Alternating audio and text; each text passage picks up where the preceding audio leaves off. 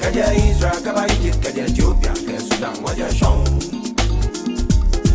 Kaja Ikushima, Wani me kona me Waja Shong. So Timbuktu, Ghana, Mali, Sumanguru, Waja Shong. Waja Waja Shong.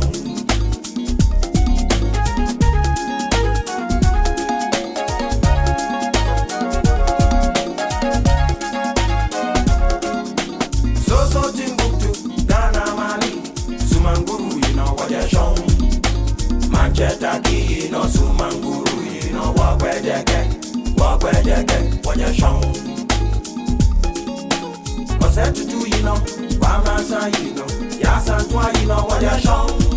Kaja Israel, Kaba Egypt, Kaja Ethiopia, Kaja Sudan, Waja Shong. Akwaka, Bachimo, Wanya, Fokalacha, Akachma, Wanya, Anunyam Feng.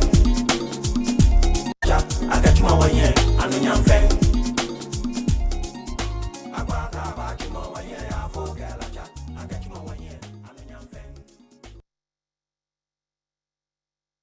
Hello? Oh, my service Canada dada. And then he left go menu. My son, this is a setup. You was Spain, oh yes.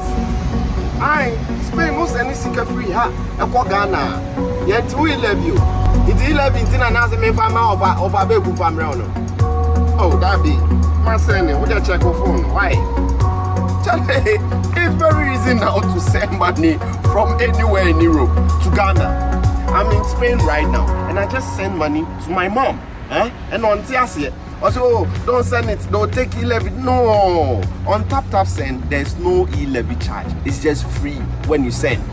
Those in the US, those in London, those in Canada, plenty places in Europe. You can send your money through Tap Send to Ghana. And please, it's free of charge. There's no deduction in any e-levy or any charge at all. So what are you waiting for? Send the money to those family people. Me must send it. Let's go and take a clan talk. Reggae man of a pack. It's Tap Send.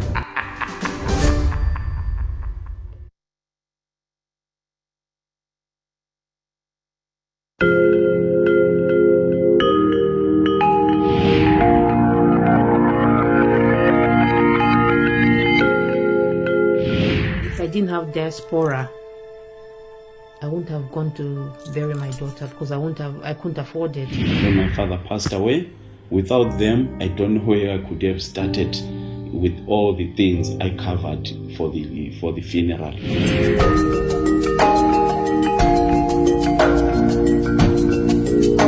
Financially, they were ready to give me the money for the funeral here in the UK, or even in Zimbabwe. They were ready to give me US dollars.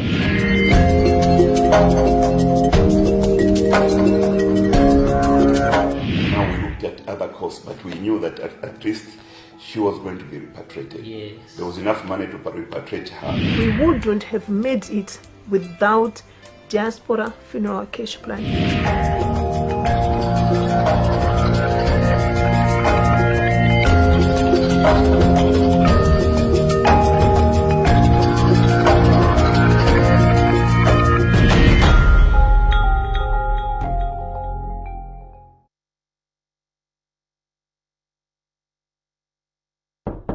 Araba, there are some people at the door. Go and tell them I have traveled to Russia. Yes, Daddy.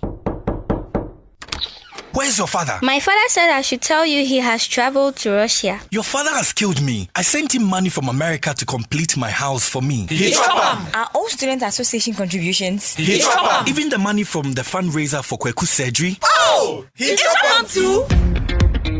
Don't be be a victim. If you're contributing to a project, alumni dues, or any public campaign, Chango is your best choice. Chango keeps track of all donations and gives you the power to know exactly where the money goes. Chango is approved by Bank of Ghana. Call 0270-066-614 or visit changoapp.com for more information. Uncle, my father is hiding under the bed. Oh, Araba.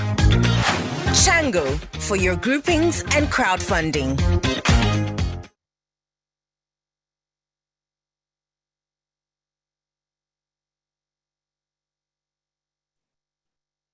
Good evening, ladies and gentlemen. Welcome to tonight's edition of the Ghanaian Community Awareness Forum.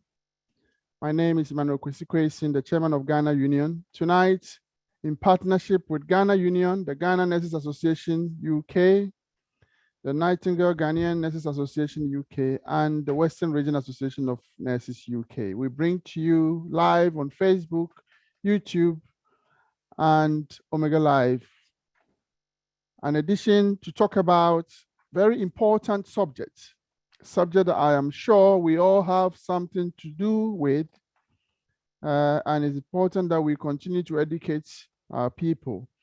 What we do here is that we don't do politics. We just look at the issues and we find experts who are versed around the area, and we educate, inform, and make ourselves aware of the issues around our lives here in UK and where possible also in Ghana.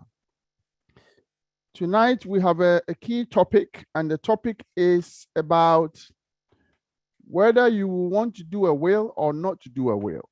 The case for making 2 wills for UK and in Ghana, so strangers or otherwise other family members do not take away your hard work from your children and your, in most cases, widows and widowers being thrown from a home that your husband or wife left for you, and now you end up being homeless because somebody thinks it's otherwise. So we have an expert again. This man has been with us on a couple of occasions. He's a man of integrity, expert in various fields. On family law, immigration. He is a community leader, a representative in various quarters. He has, over the many years, supported Ghanaian community individuals in many aspects of their lives in terms of law and others that he has his wisdom and knowledge about. He's a man that does not need any, theoretical introduction, because we all know he knows his stuff. Our brother and our chairman here, Bernard Owusu from BWF Solicitors, the senior partner at BWF Solicitors, is here with us. Again, 2 weeks ago he was, and today he is, to give us all that we need to know, My hope is that as he speaks, you have your questions written down so you can answer all the difficult questions. If you leave here tonight, you should be well informed about the issues around the topic we are treating today. So on behalf of the Ghanaian community and the Ghanaian Community Awareness Forum, I welcome you, Bernard Owusu, Senior Partner of BWF Solicitors. Chairman, you're welcome, sir. Thank you very much, Chairman. Thank you. And so tonight, the topic area, as we've said already, is about to make or not to make a will, how to plan your estate, so strangers or otherwise other family members may not have the right to take away your inheritance from your, left one behind, those you've left behind. We want to look at the legal context itself, where possible, compare the 2 jurisdictions. We want to look at applicable laws currently in Ghana, and also want to look at that of UK and implications on families, or its impact on families when that rather unfortunate circumstances happens. And we all know, like it or leave it, it will come one day. And we as a community, when it comes to death and will and all that, we don't want to know. And I think we have to rise above that and do the needful. So, Chairman, my big brother, the Solicitor of Supreme Court, the United Kingdom and in Ghana. You are here to educate us and give us all that you have to share your knowledge and expertise. And he's doing all of that for free. So let us appreciate him. Let us use the service. BWF Solicitors is based next to Seven Sisters Station on Victoria Line. For those of you not living in London, just come to London and ask for Victoria Line. They will show you at the tube station how to connect. When you come out to the station, round the corner. If he's not there, he has a team of expertise who can attend to you. Let's patronize our own expertise and make sure that we can gain more from them. I wouldn't do the talking anymore. I will leave you to the experts to tell us what we have in the basket tonight. Chairman, take over, sir. Thank you very much, Chairman Quayson, and good evening to all of you, my brothers and sisters, and Ghanaian community. It may also be that we may have some African community members or even British nationals also listening. This topic is, is a topic that really is a thread through generations, both old and young, poor and not so poor, rich and not so rich, educated and not so educated. It cuts across, and even in our current society, it's still a very broad topic and sometimes can be an emotive subject. So if we're treating this subject, then I think it's well placed to be treated because of the particular aspects that I want to highlight today so that our community is educated going forward. Well, first of all, what I want everyone to understand is that, and as if you don't know, death is inevitable. I haven't seen anyone lived and lived and lived and lived and lived and lived and not be called by the Lord. So for me, what I always tell those who are closer to me, clients, friends, loved ones, is that it is always better in life to prepare because once you're gone, some of the things I will say today may happen. We wish it doesn't happen. We all wish that when we are called, things will be cordial. Even amongst children, there can be difficulties. There's a case that I was involved in, as a case of the senior official solicitor, and the case of Yemu. And it's the precedent in the UK about multiple marriages and intestacy. In this case, the man did a will, had 2 properties in the UK and a bit of money, but then he had multiple wives. So the English law doesn't recognize multiple wives, so it doesn't recognize polygamy. I had to come in to advise the High Court, and we were able to resolve the issue.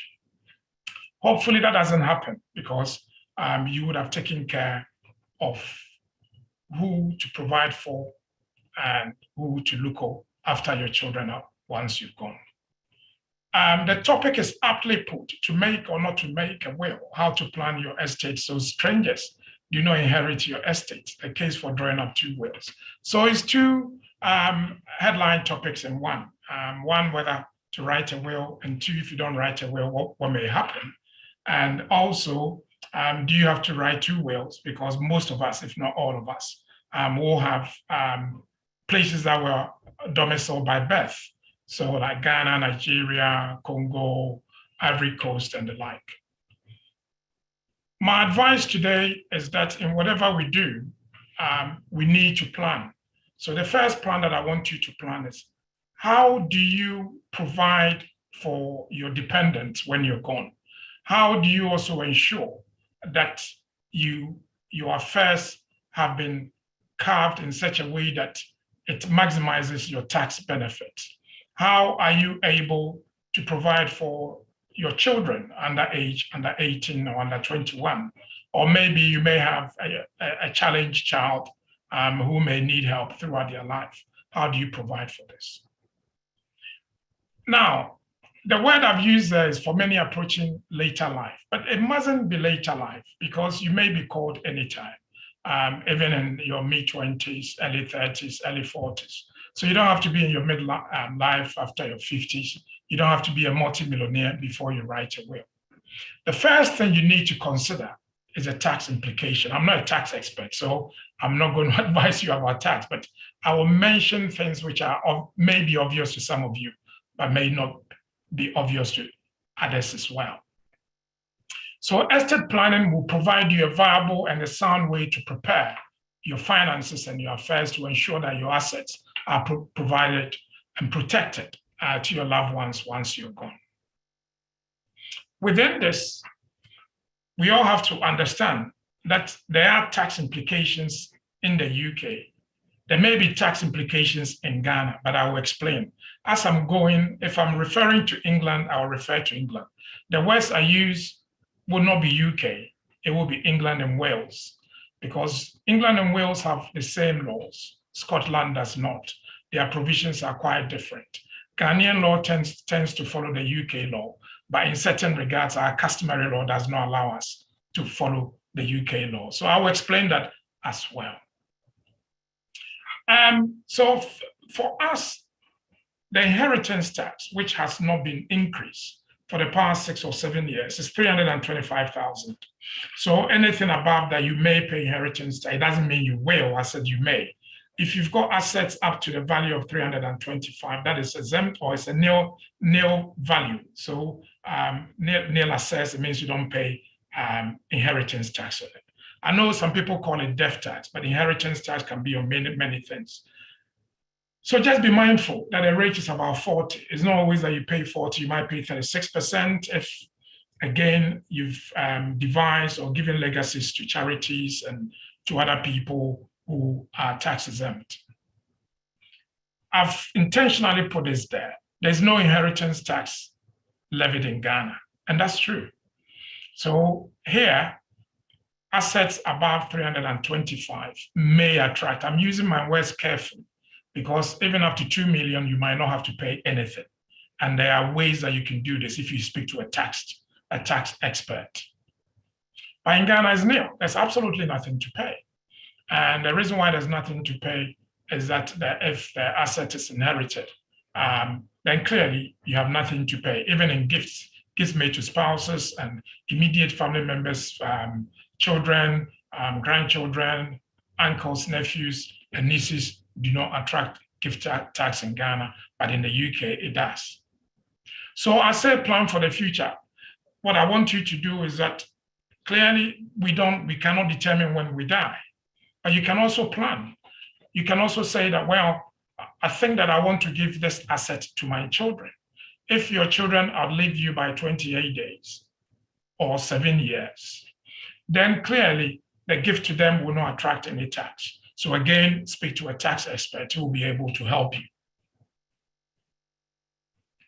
Now, I did mention gifting in Ghana. Gifting here will attract tax, but they do the tapering effect. The tapering is at certain rates, don't pay anything. As you go up, then it doesn't start on 40, it might start lower, and then it builds up. That's a tapering effect. But in Ghana, the following gifts are free. I'm mentioning all this because I want you to be savvy in your estate planning. That is why I'm mentioning gifts. I'm giving you a clue that if you want to maximize, not avoid tax, I'm not going to say that, maybe somebody's listening to me. So Mr. Usi is advising people to avoid tax. But if you want to maximize your tax benefit, then you could use a gifting system. In Ghana, our law on gifting is the following. If you made a gift within a will or you die intestate, there's no inheritance tax. If it's between spouses, children, and specified close relative I mentioned before, you don't pay any inheritance tax. If it's made to religious bodies and it's for the public good, then you don't pay. And if it's made to a charity or for educational purpose, again, you don't pay. So that's a clue that I've mentioned there. Now that I've taken off tax maximization, I'm coming to the core subject. What is a will? So some people might say, well, a will is something drawn by a solicitor or a lawyer, and it has to have legal terms, and it has to be drawn in a flowery language, beautifully drafted with commas and full stops? No, and you come to see why. For you to draw up a will, or for you to say something is a will, this is what it must do. So a will, as we know, is a testament. When we say it's a testament, it is like a proof, and it's a legal document which shows your wishes and your preferences, how your properties and assets, not only properties and assets in the UK, it may be your dead body, because dead body technically in law cannot be acquired by you because you're dead. In Ghana, the law is different, and I'll explain that. So you can do all this within a will. You can also determine who is a guardian to your child. You can determine which charities you give your money to.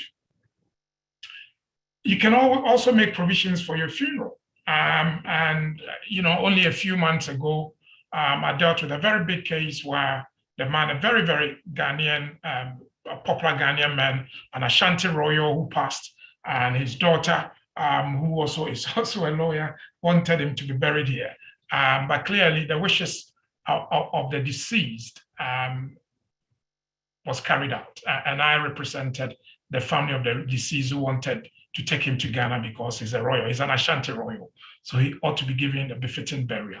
And we won the day. There was another case that I was involved in, a Ghana national who died here, and his friends said they were taking him to Ghana. Again, customary law, trying to apply the Ghanaian customary law. I was able to convince the court that as the man is set up his life here, clearly the English law should supersede, although he has domicile of birth in Ghana. We think that the English law should supersede, and the judge agreed with me, and we're able to bury the man here. Went through a lot of costs, but I went to court, we were able to convince the judge. So these are things that if you don't want any dispute for some of your money to go to people like me or to some other lawyers, then please put in your will. You can see that clearly it's only investments and assets that belong to you that you can devise in a will. So for example, if you own a property with your wife as joint tenants, please listen to the words I'm using. If you say a joint tenant, it means you own it equally. If one passes away, the property is owned by the other 100%. There's a difference between joint tenancy and tenants in common. Now, I know when you love someone, sometimes the heart speaks more than the head, okay? I say this because most of us wish that our relationship will stay, and it will stay forever. Most of us also wish that when we're gone, maybe we may have issues from our previous relationship, that our spouses will carry out what we were carrying out. So if you've got children, but that doesn't mean in Ghana, even if a child is older, as 30, 40, 50, they may be dependent on the father. So you know that you're providing for your children, still providing for them. You want to be able to provide for them when you're gone. Just be mindful. Check how you own your property here. Is it joint tenants with your wife, or is it tenants in common? I'm not going to tell you what I prefer. For me, as I've always said, we are all different people. But if you hold a property here with your spouse, and by spouse, I mean someone that you're married to, be mindful that if it's joint tenancy, you cannot pass your share of the property to your children or to somebody else. Your wife or your husband will take it. Why do I keep saying wife? Why do I think the husband will die and leave the wife? It may be the other way around as well. So let's be mindful that these are things that we need to take into consideration. For a will to be valid, first of all, both England and the UK, the person must be 18 and over. It must be made voluntarily without any pressure from any other person. This is even crucial because when we had COVID, we were given permission to have wills witnessed by Zoom. Now, do you know who's standing in front at the back of the camera, putting pressure on the person signing the will? You don't know. But these are things that COVID changed. And that is why we say done voluntarily. There are things that lawyers test to see whether a will is done voluntarily. It must be made by a person of a sound mind. It doesn't mean that when the person has disabilities, they cannot make a will. What we are saying is that at the time that the person was making the will, he must be aware that what he was doing was passing on legacies to people when he's gone. So you may have somebody who is up there, mentally 100%, but it may be that a short moment that he was going through, it may be that he wasn't sound enough to understand. This is Araba Taylor's territory, and you can challenge the will, or the will may be declared invalid if this were to happen. The will must always be in writing. I know in Ghana, we have some unsealed, which is recorded message. It may be met in a group, in a family head, where you say, I want Nana to take my farm, I want Kwesi to take my house, I want Adjoa to take my car. When you die, your wishes will be carried out. For legal reasons, your will must always be in writing. It must also be signed by the person making the will in the presence of two witnesses. There's a difference between a witness and an executor and beneficiaries. A witness is somebody who is there presently with you whilst the will is being signed by yourself. It will have their full name, address, and sometimes I prefer to put other contact details, might be email or something else. Executor is somebody who will carry out your wishes once you're gone. So he will take the will if there are probate, non-contentious probate to be done, he may do that. If there is money to be taken, he may take the money, and then he will work out your wishes for you. I said signed by two persons in the presence of the person making the will. So you, whilst you're signing it, they will have to be there. And whilst they are signing it, you will have to be there. So at every point in time, the three of you are witnesses to what is being done. Where a witness or the married partner of a witness, just be mindful, cannot benefit. So if you're a witness, you cannot benefit from the will. So if you want to devise a gift to your wife or your children, they cannot be witnesses to your will. Now, these are things that we don't know. The reason why I'm saying this is that I'm going to encourage all of you to write your own will without going to a lawyer if you don't have complex estate. By complex, I mean like trust, blind trust. For example, I'm a trustee, head trustee for my granddaughter. My son has done a trust for her. So that's a complex one. You cannot write it. It's very, very complex. And you have to register that with Inland HM Revenue and Customs. But if it's a short one, like you want your cocoa in Bekwai to be given to your uncle, and then you want your car, which is plying as a taxi, to be given to your daughter, and then you want your store in Okanshi to be given to your son. This you can write. Once it's written or typed, clearly that will be valid in law. As soon as the will is signed and it is complete, and it is witnessed, it is complete. So once you've done that, you've done the will. Please don't say that, oh, I've done the will, tomorrow I'm going to change my mind. So it doesn't matter. Maybe you want to impress your wife to say that, Adjoa, you see, I've done the will as we discussed, so that you'll say, okay, 2 weeks time, you go and change it. Once you've done it, you've done it. Yes, you can change it either by a codicil, a revocation, or a replacement. But whatever you do, just bear in mind that once it's been signed and witnessed, the will is complete. If someone makes a will, but it is not legally valid, on their death, their estate will be shared under certain rules, not according to the wishes expressed. That is why it is very important that it is in writing, it is witnessed, it is signed, and then everything there that you're passing, you have authority and the legal right to pass on. Now, I put this case there. I'm sure a lot of you, the young ones, maybe you might not know who Blemieza is. So this is a Supreme Court case where in the case of Blemieza, Akweje, and another, Kels and another, the Supreme Court of Ghana quoted an English case, which is case of Cook and Cook. This is what the Supreme Court said. This is Ghana Supreme Court.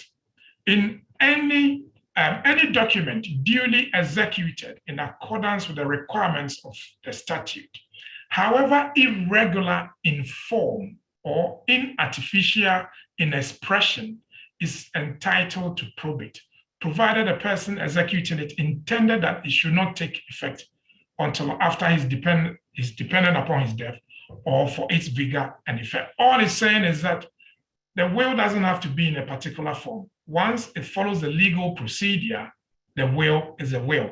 That is why I'm saying that if you're worried that you have to go to a lawyer to write it, you don't really have to, unless your affairs are very, very complex.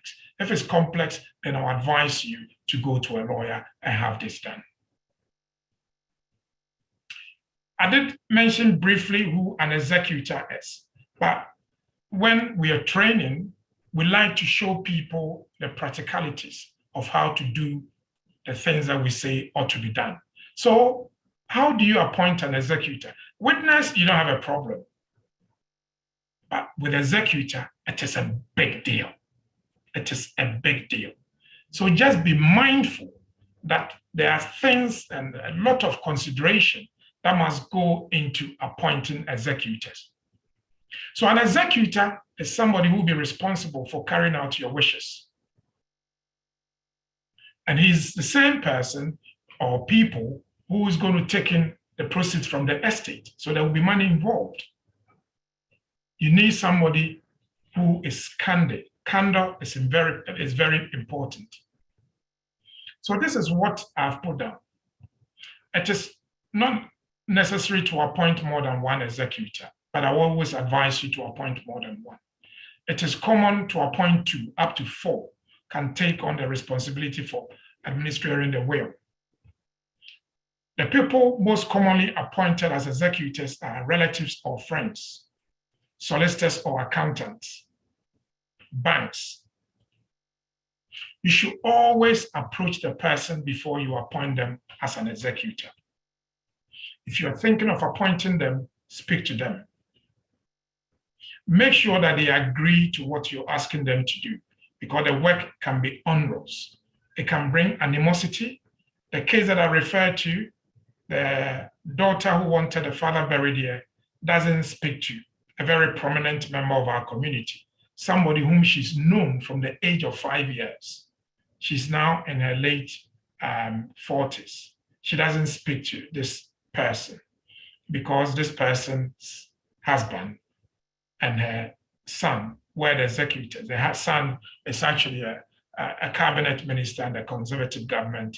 And this was a case that I dealt with. A very sad case, but as I keep saying, these are things that we need to pay attention to when we're drawing up our wills.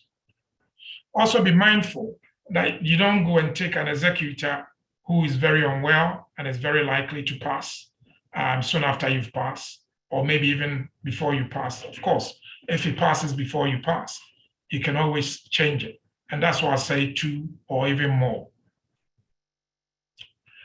When a will has been made, it is important to keep it up to date, to take account of changes in circumstances. And you will see circumstances which will naturally change the will. We'll come to that in a bit. But for example, you started life with 2 children, you've now got 4 children. Amend your will. You've got 4 children, your 4 children have given you 2 grandchildren. If you're like me and you want to leave something for your grandchild, amend your will. Thank God that we are all very, very healthy. If you identify any of your children need special assistance, you may want to change your will to cater for that need, that challenge in the child's life. All these are things that you can look at. If you get married and remarry, these are things you need to consider. If you get divorced, just revisit your will. If you have a child or you adopt a child, again, just be mindful and change your will. You may want to change your will because there has been a change of circumstance. You must not do this by amending the original will. So you don't take a pen and paper and amend it. You can amend it by a codicil, which is an attached will, or you can amend it by revoking the original will and doing a brand new will, which is what I mostly prefer because then it's tidy and you find all of them in one document. Now let's mark this and note this, because you might think that because Mr. Husu said that you can draw up your own will and you've written it in a pen, which is acceptable. You then go back and cancel stuff out and then change it. Point 3. Any obvious alteration on the face of the will are assumed to have been made later and so do not form part of the original legally valid will. Just be mindful. The only way you can change a will is by making a codicil to the will or a new will, as I've already said. Somebody will say, lawyer, what is a codicil? And what's the difference between a new will and a codicil? Now, side by side, I've put what the definitions are and what are the differences. So a codicil is a supplement to the will, which makes some alterations but leaves the rest of the will intact. This might be done, for example, to increase a cash legacy, change an executor or a guardian named in the will, or to add beneficiaries. A codicil must be signed by the person who made the will and be witnessed in the same way. They don't have to be the same witnesses, it might be different witnesses. However, the witnesses do not have to be the same, as I've said. There's no limit on how many codicils can be done, but can you imagine you've got one will and about 15 codicils? It's not the neatest of way to deal with this thing, so that I would prefer that a will is made, a new will is made. If you wish to make major changes, then please make a new will. And the new will should begin with revoking the old will. You cannot start a will by just assuming that the old will is being revoked. If you don't revoke the old will, and because that was first in place, and you don't physically revoke it by the terms that we use, then it becomes a problem. Once it's revoked, please destroy it. Because you don't want a situation where Adwoa Mensah is provided a will that was done in 2012, and Kwesi Mensah is provided a will which was done in 2020. The judge is not aware of which is right and which is wrong. The judge will assume that one is not right, and therefore there's going to be litigation, which can be very, very expensive. I've said this already, if you marry or remarry, please cancel all previous wills. Maybe you like your ex-wife so much you want to give her something. Of course you can, but just be mindful that you need to redraw your will. Divorce doesn't automatically invalidate the will, and I keep telling the story. It's a case I dealt with. A former police commissioner who came to school in the UK was married to this woman at the Wandsworth registry. Unfortunately, the marriage didn't work. It broke down. He had a son with her. He went to Ghana, met another woman, married her under customary law, and they had 4 issues. He died. So the will was taken by his nephew. His nephew was a lawyer. He was also in the police service, but he was a retired lawyer. And I was on the other side, which is the wife here. This is a wife that he hasn't had anything to do for over 20 years. So the will says to my wife, I give this house in Wandsworth, this Jesus Christ. Now, this man is going to marry somebody under customary law in Ghana, but he hasn't divorced the one he married at the Wandsworth registry. So when the will says to my wife, the law, as far as we are concerned, both in Ghana and the UK, the wife is a registered wife, is the wife who was married under the ordinance, or in the UK under the Marriage Act. So that's the wife. This is somebody that he claimed hurt him so much that he had to leave her to go and marry another woman. But on his death, she inherited his property, a large sum of money. I'm afraid if lawyers are involved, lawyers will always fight for their clients. For us to avoid this, when you remarry or you go and marry somebody under customary law and you don't want to be bothered to divorce the other woman, please write your will again. And don't use the word to my wife. Refer to the person you want to give the legacy to. Revocation. So wills are not cast in stone. Anytime you can revoke your will. Once it's revoked before your death, whatever was done with it is gone. So how do you revoke it? If you destroy it, please don't leave your will with a solicitor or with a bank or with an accountant and just destroy the one in your safe. The will is not destroyed. If you're destroying your will, you must destroy all the wills in existence. You can make a written declaration in a new will to revoke that will. You can also execute another will, or you can even write a revocation and say, this will that I made on this date has been revoked. It must be pointed out that if you think your husband or your wife is drunk, so you intentionally go and give her the will to tear up. A will destroyed accidentally is not revocation. So don't think that, we can use all sorts of, underhand tactics to ensure that the will is destroyed. It will not be destroyed. So we assume the will is drawn, it's valid, everything is perfect. God calls this person, the person is gone. We hope that you can have a non-contentious probate. A non-contentious probate is a straightforward application to the probate court online, typically, for probate to be given. It's an authority to the executors or the administrator or the next of kin to administer the estate.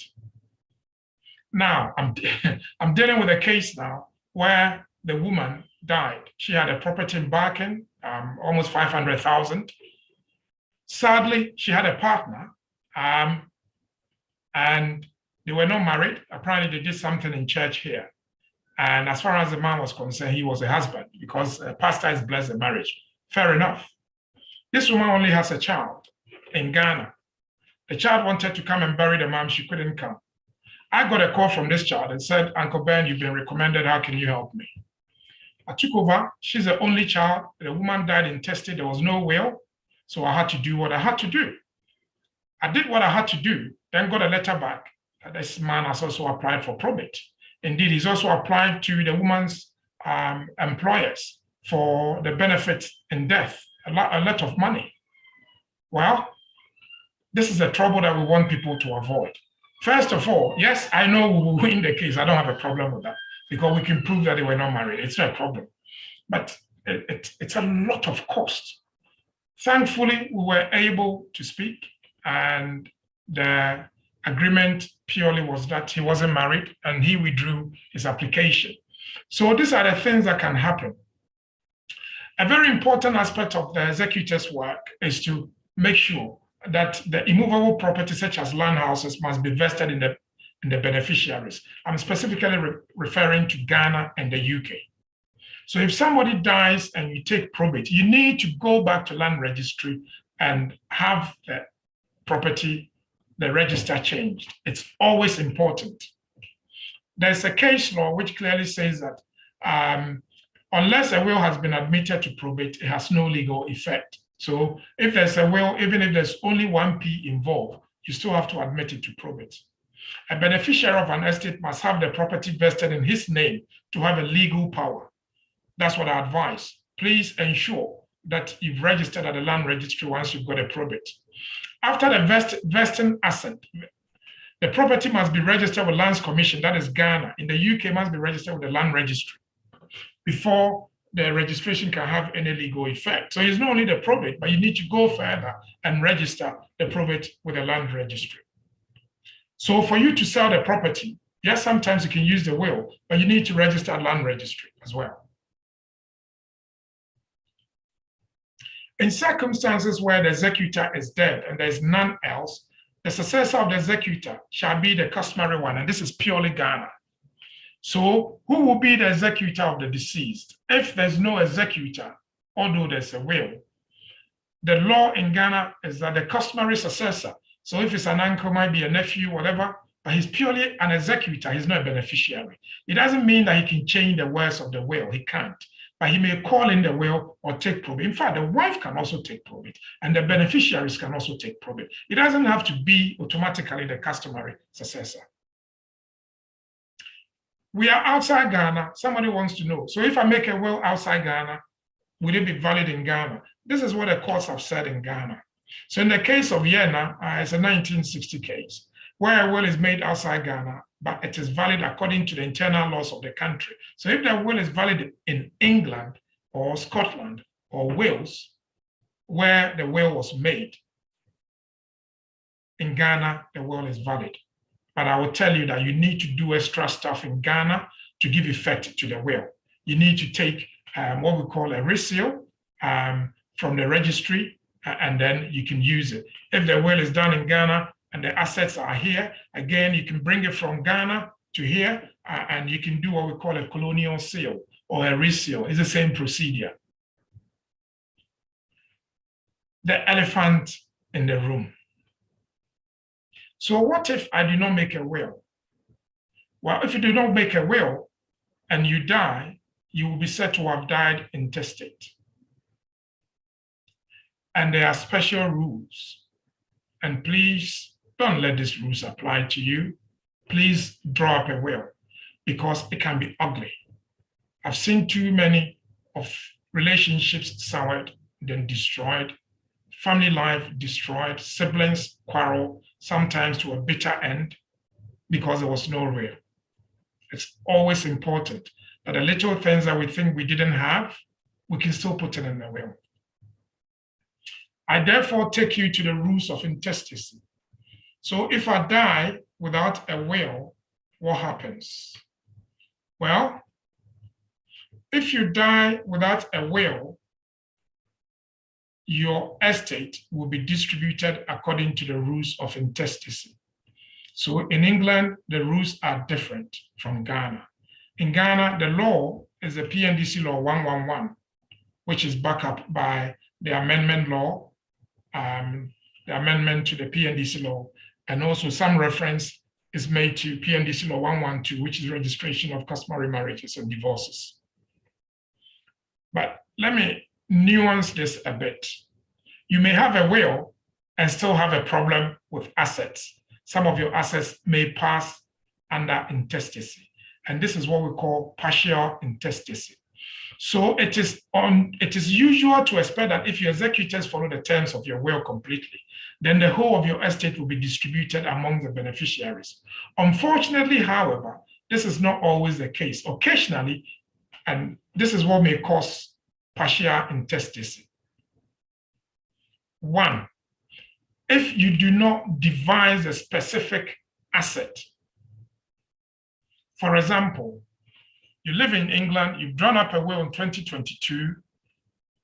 In 2024, you bought another house in Labone. You didn't add that to the will. Everything else you've done in 2022 will be given effect to. The Labone property will not be distributed under your will. That will fall under the rules of intestacy. It's very ugly. You may dispose of part of an asset only. Example, a house, and make no provision about the rest of the asset. So you may say, I give 50% of this house to my son, Kwejo. But the house is not only 50%, it's 100%. So what happens to the other 50%? That part will fall into partial intestacy. And as I've said, this can make things very difficult.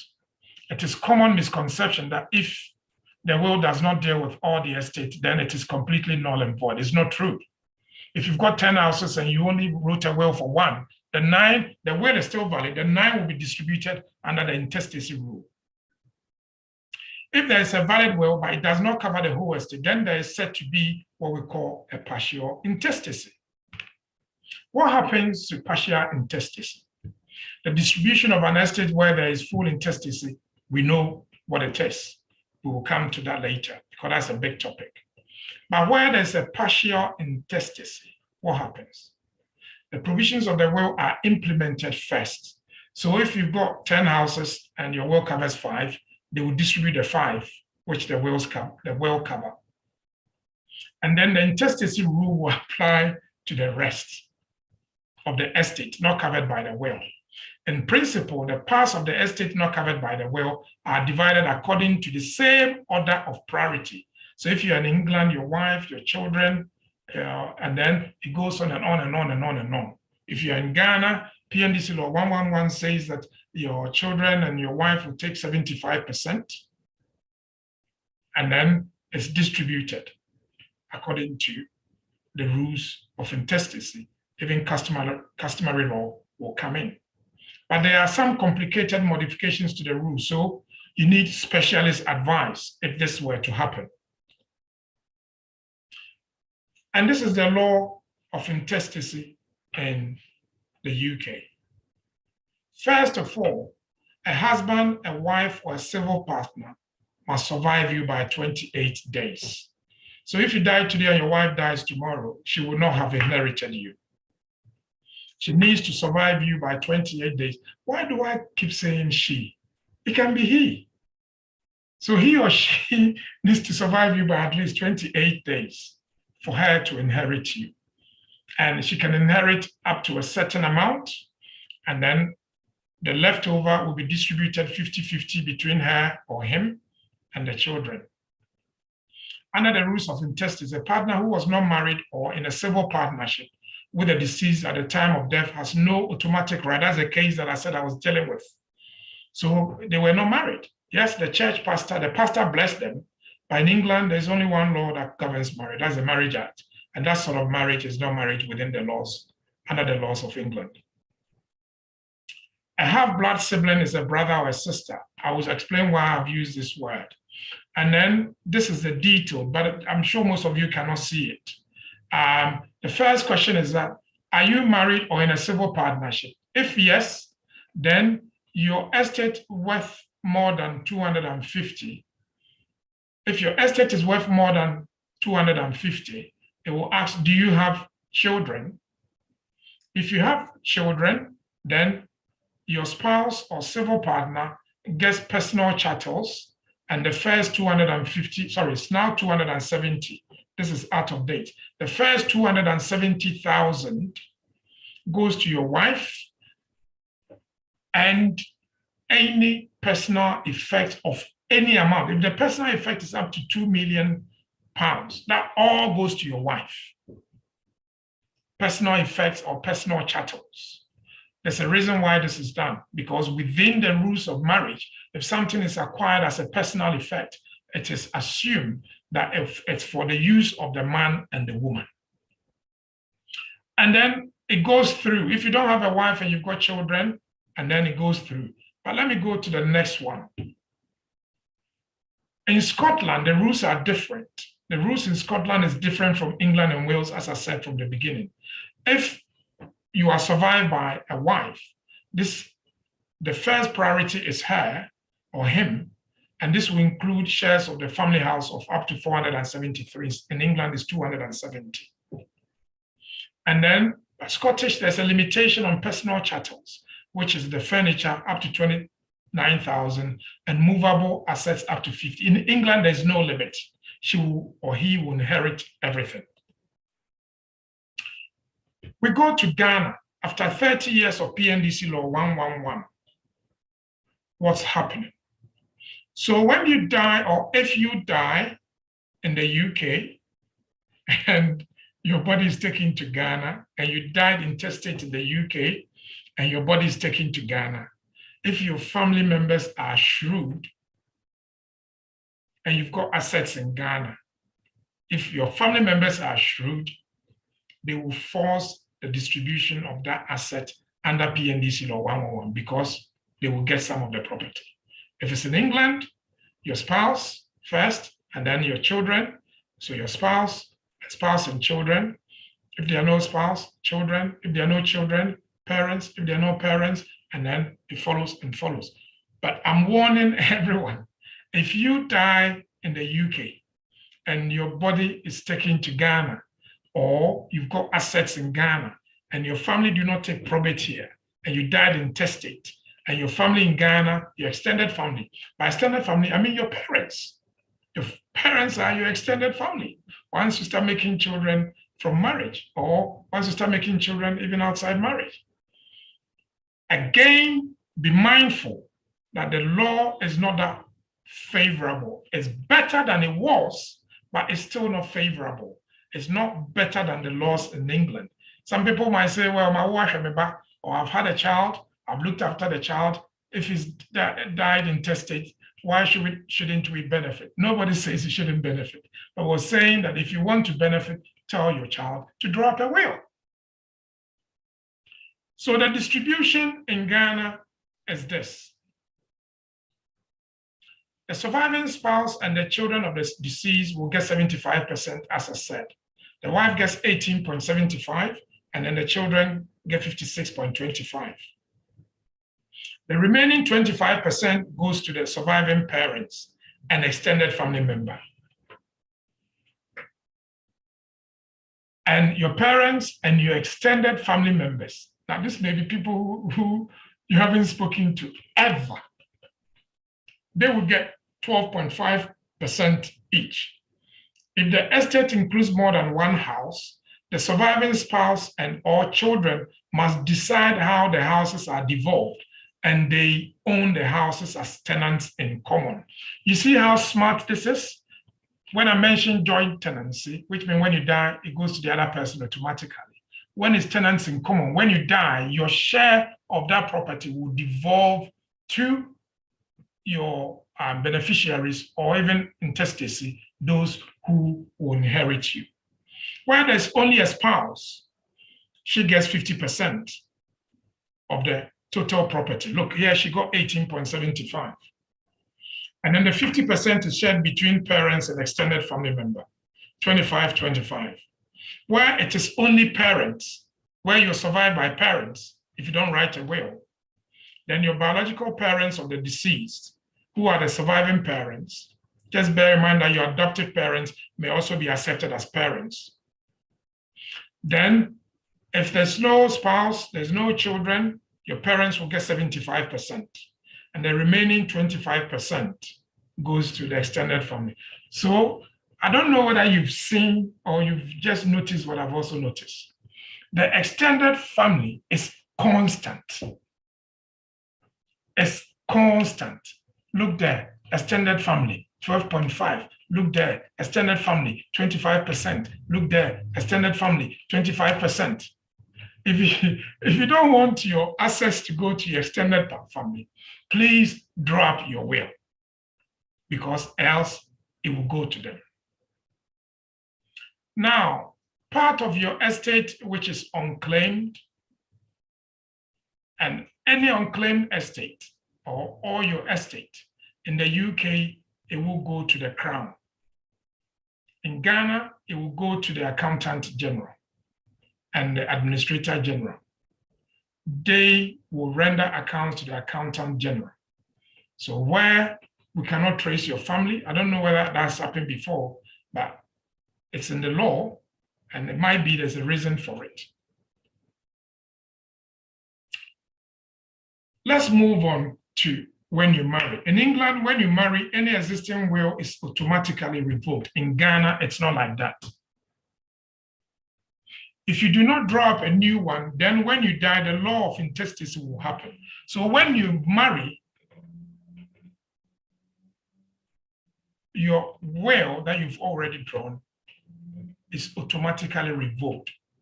In Ghana, it's not, and there's plenty of case law to say that.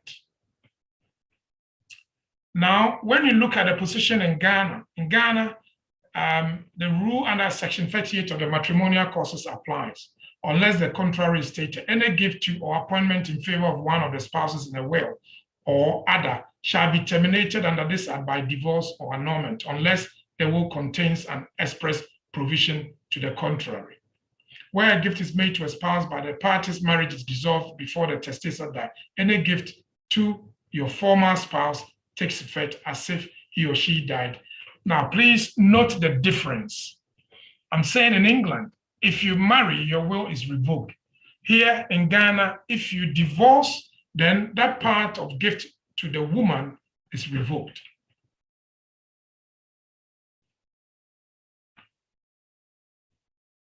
Then we go to the 1992 Constitution, which clearly makes provision for surviving spouses. So if you've got a husband or wife who died and did not leave you any assets, or died intestate, or for whatever reason, there are provisions within our laws which will cover you.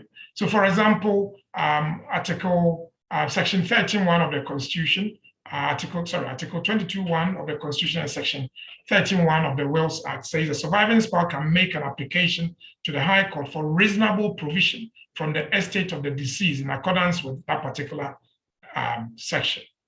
A spouse shall not be deprived of a reasonable provision out of the estate of another spouse or a deceased spouse, whether or not the spouse died having made a will. All this is to address the proverbial kunafo fifia hako. You are a widow, you need to leave, or a widower, you need to leave. she died intestate, the property belongs to us, you need to leave. The number of times that after the first 40 days, she and her children are marched out of the matrimonial home, as you know, is really heart-wrenching. And these provisions are there to protect people who obviously want to fall on it. And I also want to draw your attention that there's a case law that no man is bound to make a will.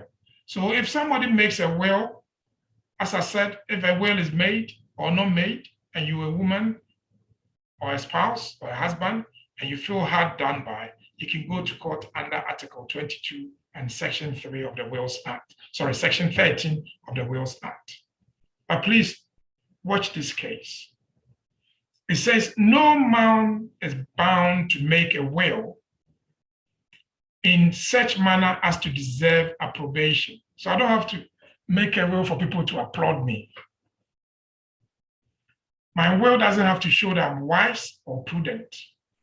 I'm permitted to be silly in my will drawing. I can be imprudent. I'm at liberty to conceal anything. And if I don't give my wife or my husband any asset, then this law says that it is up to me what I've done. I don't have to explain. We look at a case of Azukra in his work. This is what he said. To relieve the family of the testator from the unwarranted hardship. That is the reason why Section 13 was drawn. And that section confers limited power on the court. So although you can do whatever you want to do in your will, if you just want to, spite your spouse, but the Ghanaian law allows you, and even the English law also allows you to go to court and apply to be looked after. There's another case which the Supreme Court, in that case, also invoked the Constitution. The appellant is a dependent on the testator. So if you are dependent on the person who drew up the will, you should be able to also go to court. The application must be brought within 3 years. Where the testator failed either during his life or by his will to make reasonable provision for the applicant. And if the applicant is suffering hardship, having regard to the relevant circumstances, the applicant is entitled to support. So although we say that, if somebody doesn't give you provisions within their will, that is the will that has to take overriding priority. Yet in certain instances, the Ghanaian courts will allow you to have something from the estate. My last big subject. So there's a debate. I did a video which went viral because I was trying to be, as I usually am, to bring people's mind to some of the unfortunate cultures, cultural practices and rights in our country, where I said that if I die, I want my wife and my children to decide where I should be buried. In Ghana, it's different. When you die, your body belongs to your family. Now, when I say family, I'm not talking about only your father and your mom. In fact, in certain regard, you're not a family of your mom and your dad. You may be a family, extended family. It depends on the inheritance. You might be matrilineally or patrilineally. So I, as a modern lawyer, this is what I've canvassed. And my friends who are judges in Ghana, the last time I wrote this on the platform, they were really upset that I was saying that. But this is what I've said. I've said, whatever you want to be done to your body, where you want your funeral, how you want your funeral to be held, how you want your funeral to be paid for, that should go in your will, whether in Ghana or in the UK. There's a case law which was decided by her Lordship Justice Lutrot. It's a case of Nikwe and another, where she decided that in that case, the body cannot be owned because you cannot devise your own body in a will. Once you're dead, you can't own that body. That body is not yours. It belongs to your family. It used to be the case in England 100 years ago that the body belongs to your family. But now the law says the body belongs to the executor. So the executor who is going to decide on how you're going to be buried. Please, write in your will how you want to be buried. And in Ghana as well, write in your will. And I disagree with a lot of my colleagues who are judges in Ghana. And this is why I disagree with them. When you read a case of Nikwe, Her Lordship Justice Lutrot asked specific questions. The reason why they wanted to bury, the wife wanted to bury him at a certain place was because she said, one, he bought a land to be buried. Two, he took a loan from his workplace. He was working for, I think, Kolebu Hospital to buy the land, and there were documents. Now, this is what I asked myself. If the judge had been persuaded that he had actually prepared a place to be laid when he was alive, would the judge have listened to him and allowed the wife to go and bury him where she said he had bought to be buried? Why did she ask those questions? And for me, in this present day, in this modern time, I think that it's important that we consider all this. In England, it's not a problem. If you say in your will that when I die, I want to be buried in Ghana, that is what happened in the case that I did. As I just said, the man has been taken to Ghana because he's a royal, and most of us are royals. So you want to be taken to Ghana. Now, there's also a dispute. Somebody will say once the body gets to Ghana, the family can own the body because the body belongs to the family. If you ask me, I will always say, put your thoughts and your preferences in your will. This is what Elizabeth Ohene said in an article on BBC. She said, my mother died at the age of 90, and we buried her after 3 weeks. And this was and is still regarded in our village as sacrilege. Why? Why? Because we like dead bodies. We like to keep corpse. But who is burying who? Elizabeth Ohene is burying her mom. They partly are from the former Volta region now. I think it's 11 for the 12th region. And I think they are partially patrilineal or whatever. But whatever it is, she buried her mom to the annoyance of her community. This can be done. And I say, if you want to be buried by your wife or your husband and your children, I know some people disagree with me vehemently, because people who are culturally inclined, and we all are, I'm culturally inclined as well, prefer the extended family to have a say in the burial. At the very least, state in your will that when I die, I want my children and my wife or my husband to have a say in how I'm buried together with my family. And I'm sure any decent-minded family, any family which is conscious of their kin, will be also conscious of their preferences. And that is why I say that although the legal position is against what I'm saying in Ghana, I'm still saying put it there. You can either say my wife and my children should decide, or you can say my wife or my husband and my children should consult, my family should consult my wife and my children as to how I'm buried and where I'm buried. Because some bodies are gifted to medical institutions or science for science discoveries and stuff like that, and research. And it's always important that your word, which may not be in your will, is carried by your immediate family, which is your wife or your husband and your children.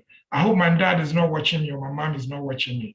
But I must say, even if they were watching, this is something that they know my views, and all my brothers and my sister knows my views, and all my extended family. That when I'm gone and my wife and my children are alive, they must decide where I should be buried. Ladies and gentlemen, this is where I bring down the gavel. Thank you very much for listening. Wow. Thank you so much. Bernard, thank you. We have gained a lot of knowledge from this presentation. There's certainly going to be a lot of questions, I hope, that will come up. My audience, I believe, will raise their hands using the Zoom icon, so we can call you in order of, in order. In the meantime, I will give you some time, as you've done an hour of presentation, to get yourself some glass of water. Audience, please raise your hands use the Zoom icon and raise your hands, and we'll call you when we come back. We'll take a few minutes out so that everybody can grab some water and relax a bit before we come to Q&A. By all means, put your questions on chat room as well, and we'll get it read. If you're on Facebook, we will still have the chance to read out your questions here. So we'll be back with you all in about a few minutes. Thank you.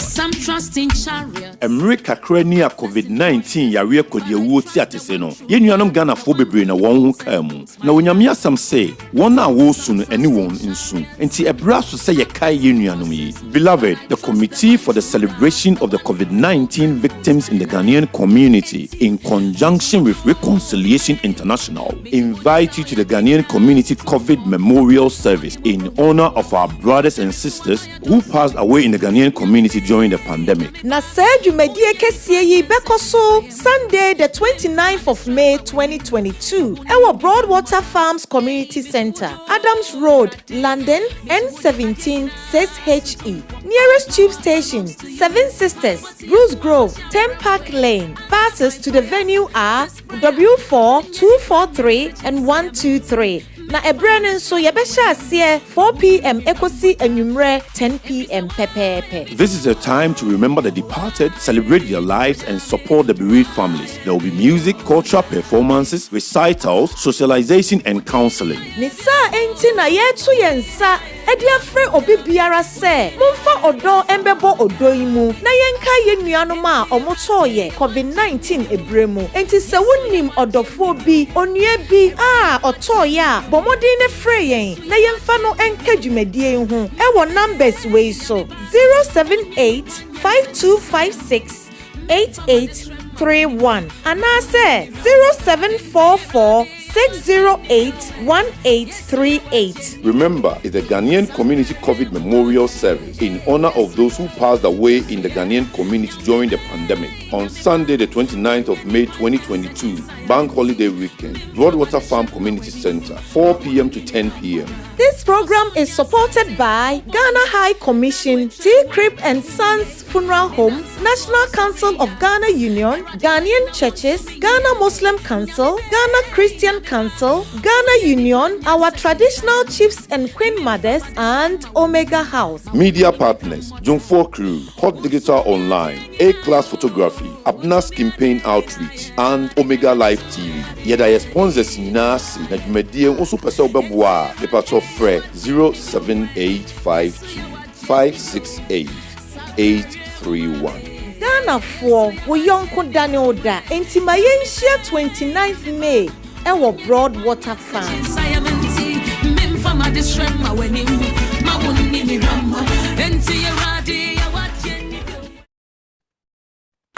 The Ghana Society UK, Ghana Union UK, in collaboration with the National Commission on Culture Ghana, Reconciliation International UK, and supported by the Ghana High Commission UK, present a special edition of the 65th Ghana Independence Anniversary Traditional Derby of Chiefs and Queens. The date is Saturday, 28 May 2022, at the Broadwater Farm Community Centre, Adams Road, London, N17 6HE. The time 6 p.m. to 12 midnight. The Royal Unity Derby from 5 p.m. Amazing traditional performances, choral songs, traditional poetry, acrobatic displays, African saxo jazz, and special highlights, including Ghana food and drinks bazaar, Taste Ghana chocolate, and many more. For more information, contact 079-399-21151 or the Ghana National Commission on Culture office. Email the Ghana Society at live.com.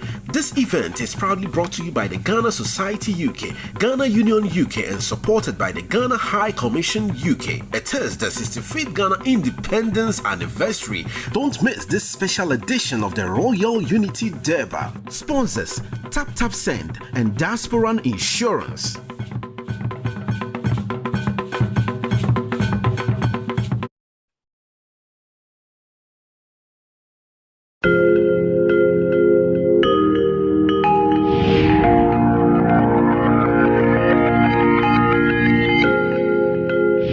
If I didn't have diaspora, I wouldn't have gone to bury my daughter because I couldn't afford it. When my father passed away, without them, I don't know where I could have started with all the things I covered for the funeral.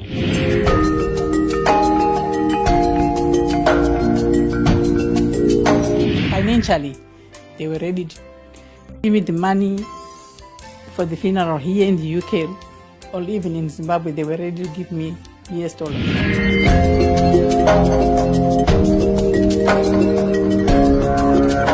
Now we looked at other costs, but we knew that at least she was going to be repatriated. Yes. There was enough money to repatriate her. We wouldn't have made it without diaspora funeral cash plan.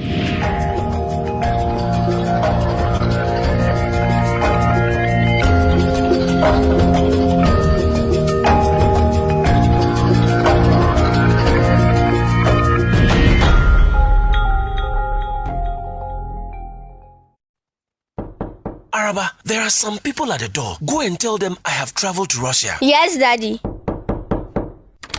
Where's your father? My father said I should tell you he has traveled to Russia. Your father has killed me. I sent him money from America to complete my house for me. Are all student association contributions? Even the money from the fundraiser for Kweku surgery. Oh! He too? Don't be a victim. If you're contributing to a project, alumni dues, or any public campaign, Chango is your best choice. Chango keeps track of all donations and gives you the power to know exactly where the money goes. Chango is approved by Bank of Ghana. Call 0270-066-614 or visit changoapp.com for more information. Uncle, my father is hiding under the bed. Oh, Araba. Chango for your groupings and crowdfunding.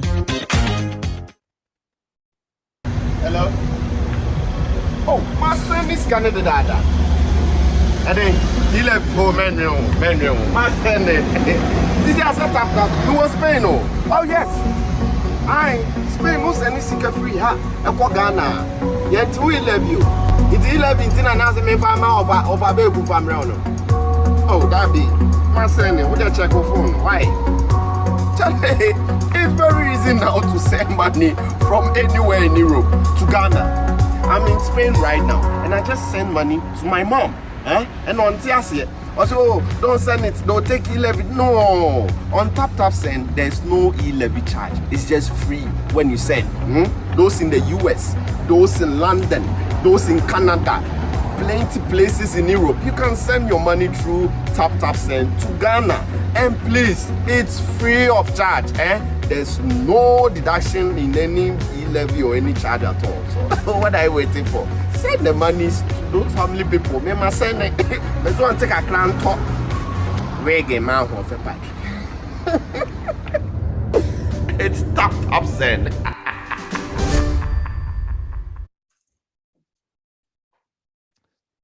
A very welcome back to audience who have been staying through with us. We have a lot that has been covered in the past hour.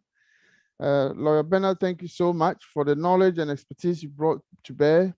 I am hoping that audience will raise their hands so that we can go through some of the questions. I will take a question from an audience, somebody whose hand is up, and then I'll have pre-forum questions that I have as well, plus some questions in the chat room. So I'm sure we'll have a lot to go through. What's the name? Antaji, if you are still with us, please, from Moga, UK. You can see a sign. Anta, are you with us? Is Auntie G with us? Yes, I'm here. Good evening. Good evening.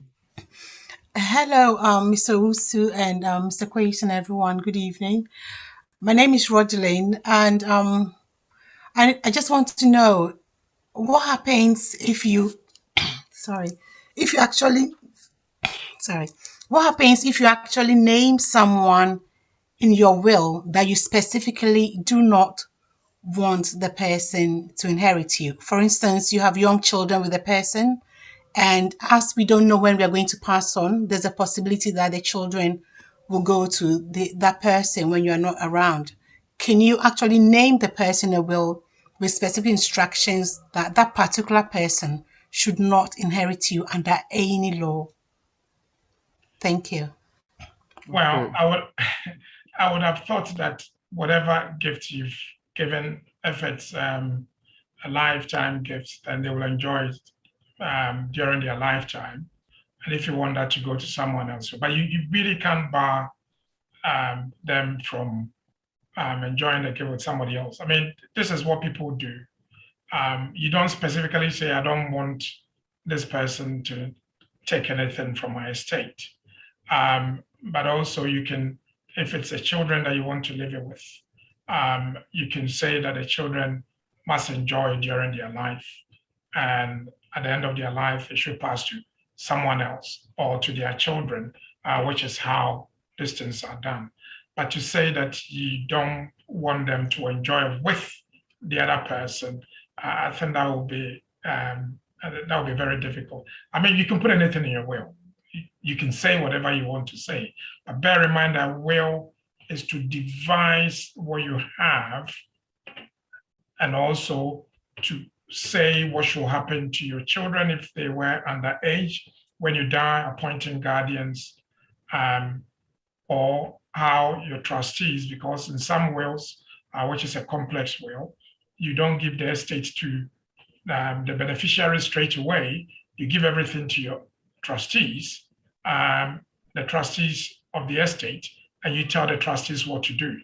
So if you don't want somebody to enjoy, you can say, okay, I give everything to my trustees for the benefit of my children, and they must make sure that my children are well looked after, they've gone to school, or their children are gone to private schools and everything is paid, and they must live in this house and enjoy this money, or this investment, proceeds from investment should go to them.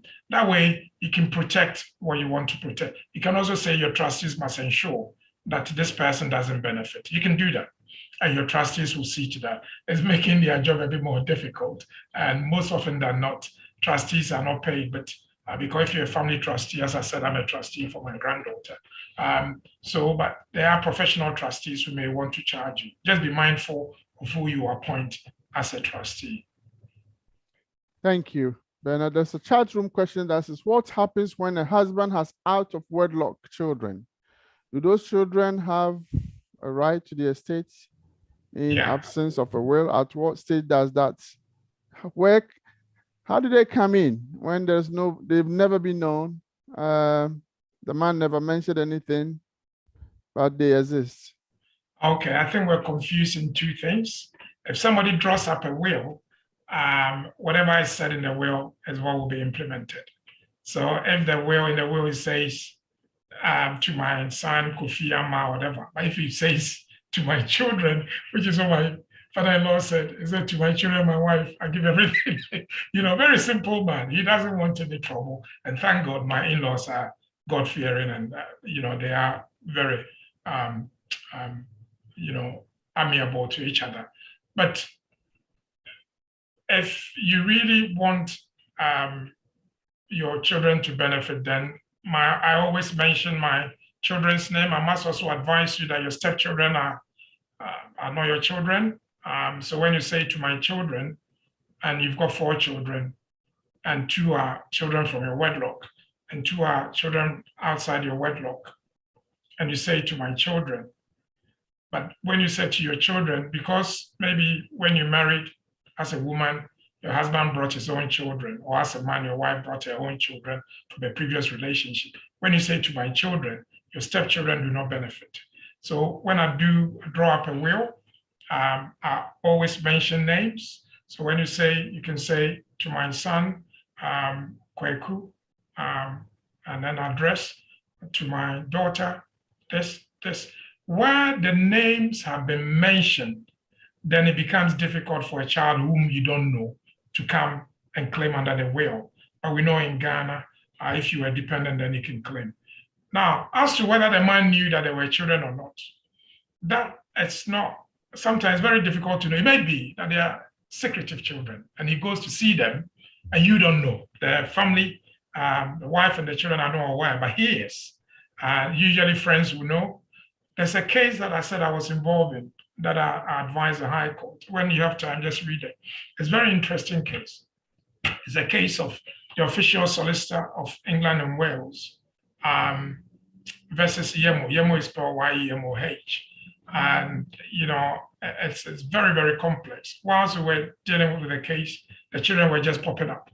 Every now and then, children pop up and say, oh, this man is my father. It got to a time I was so worried that they were bringing fake birth certificates. But the official solicitor, who was then the trustee for the estate, said, well, we've had this money for over 10, 15 years. We just want to distribute it. So once Ghana government has issued them a birth certificate, we are happy to give them some of their estate. And that's what happened in that particular case. Right. Okay. You did mention that witnesses need to be present before to sign, I guess. Do they also need to have a sight of what they are signing, or Absolutely. They don't? Well, they don't have to read everything in the will, but they must see you signing the will. Right. They must see you. So the will is normally prepared, and then you go to your solicitor's office, or they post it to your house with strict instruction that the will must be witnessed. So they don't read the contents of the will, but they will see you signing, and then you will see them signing as well. Okay. In number of cases in our family outline, there has been 2 wills popping up. One that was given some time ago, and then one that was dated probably 2 days before the person died, or it creates a lot of confusion. How does that also tend to play out from your experience? If you remember, I said when you revoke a will, what do? You tear it up, you destroy it. And don't only destroy the one in your possession, destroy all the wills. Bear in mind that the will must be original, not a photocopy, because a photocopy will cannot be admitted to probate. So it's always important to ensure that if you've revoked a will, you destroy it. In my own extended family, when my uncle died, 2 wills popped up. And unfortunately, it wasn't pretty. So I always advise people to be mindful. It may be that a will was done, and it may be that even the second will is genuine. It's always the case that sometimes the second will is genuine, but it hasn't revoked the old will, and it's not been destroyed. And then you have to go through costs of litigation, which both in UK and Ghana can drag on and will be very expensive. Thank you.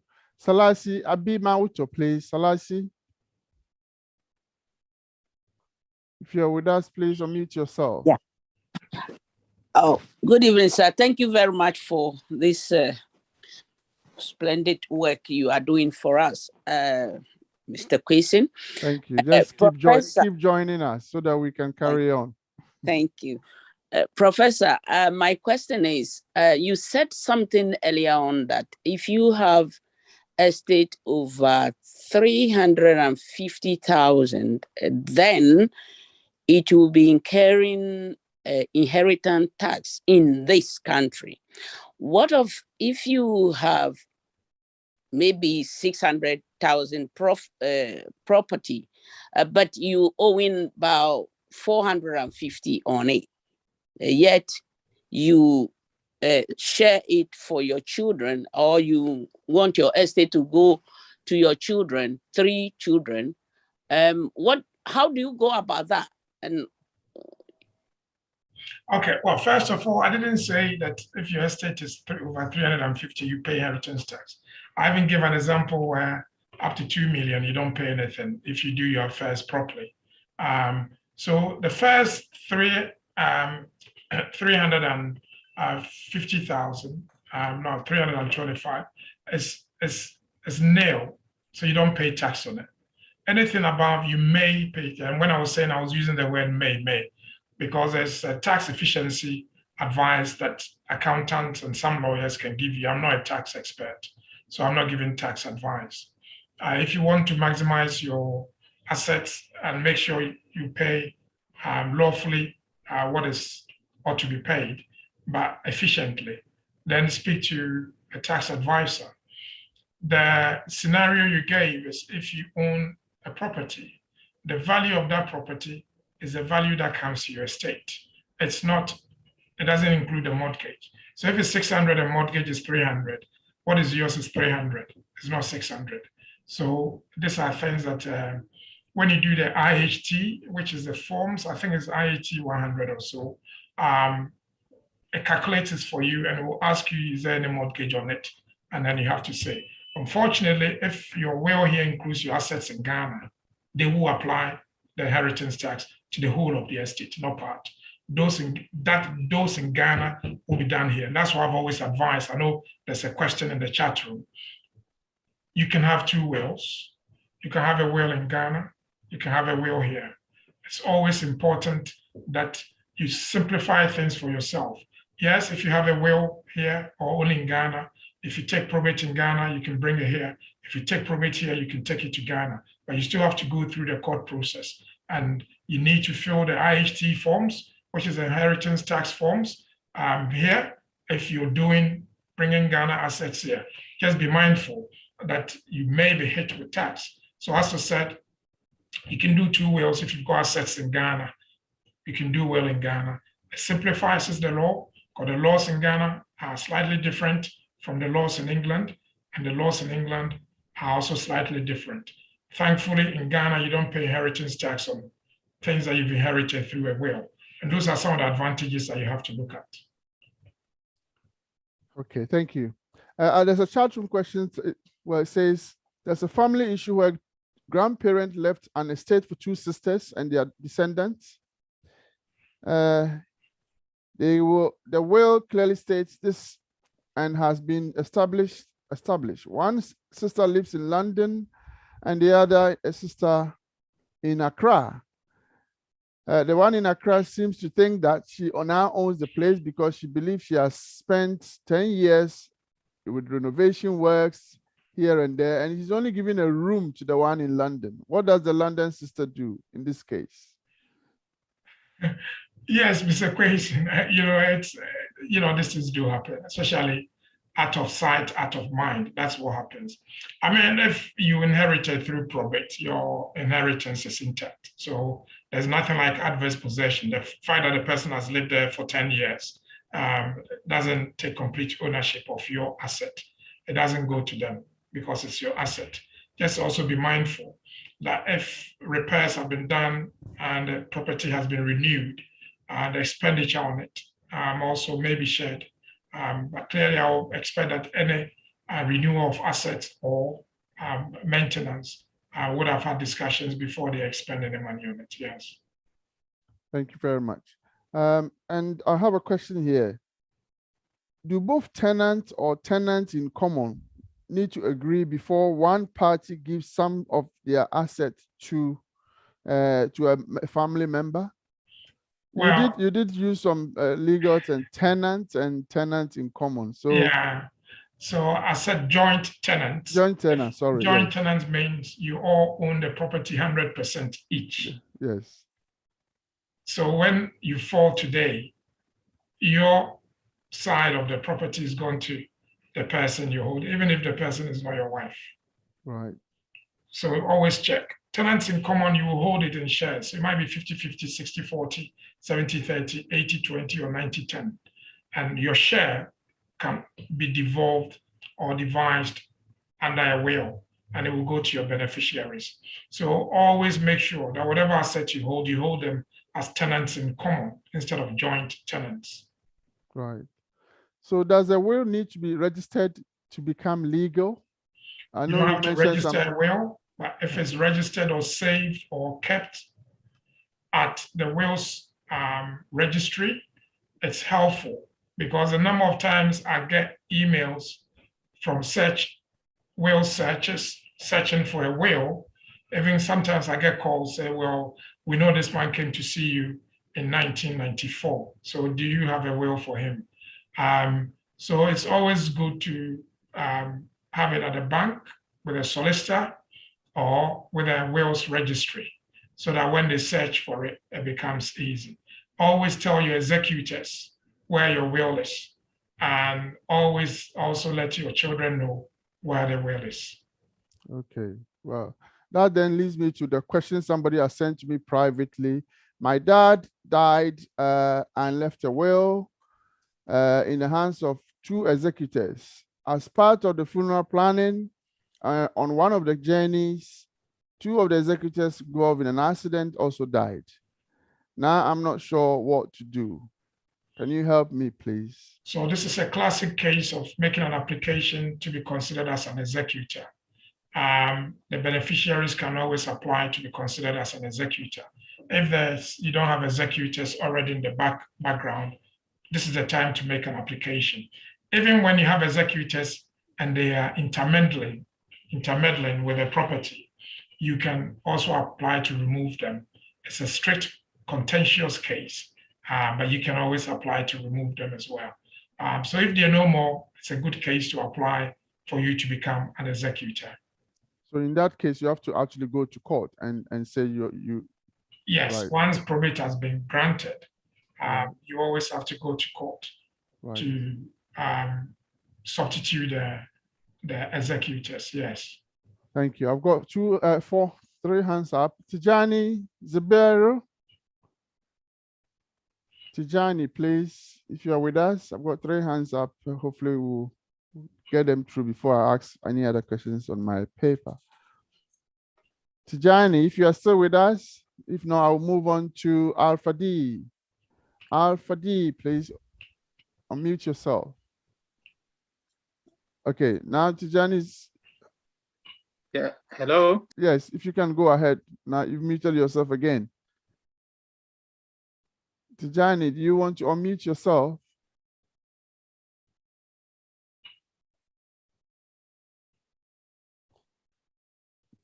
Okay, Alpha D, go ahead. I can see you've done yours. Please go ahead.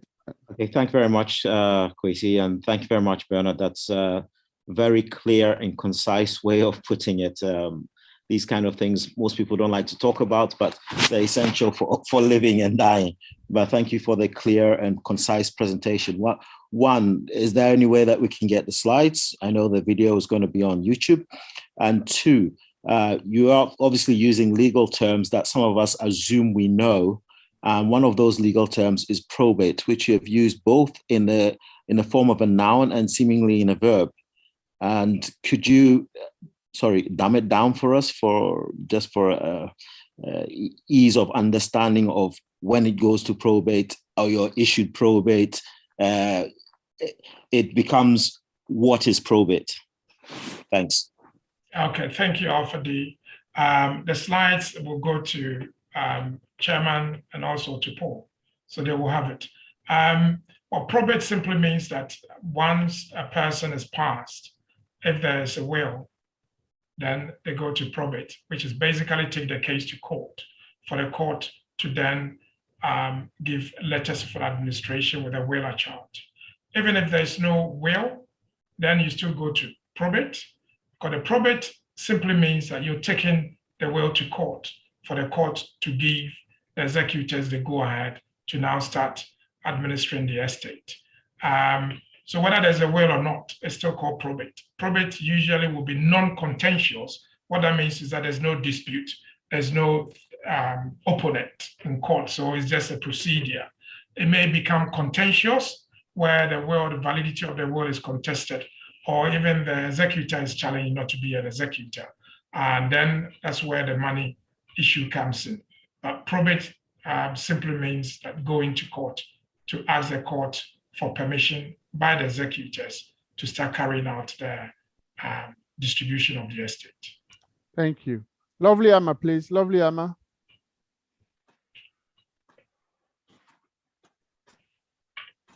You're muted.